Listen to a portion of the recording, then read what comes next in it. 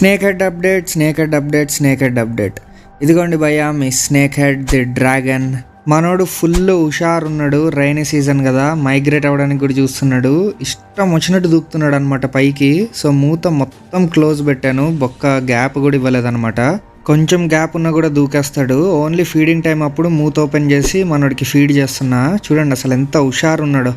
ఆ పీస్ చూపించగానే దాన్ని తినేద్దామని చూసారా ఎట్లా చేస్తున్నాడు. ఇట్లా వేసానా లేదా రప్పు ఇట్లా ముక్క వేసానా లేదా అని డౌట్ వస్తుంది, అంత ఫాస్ట్గా తినేస్తాడు.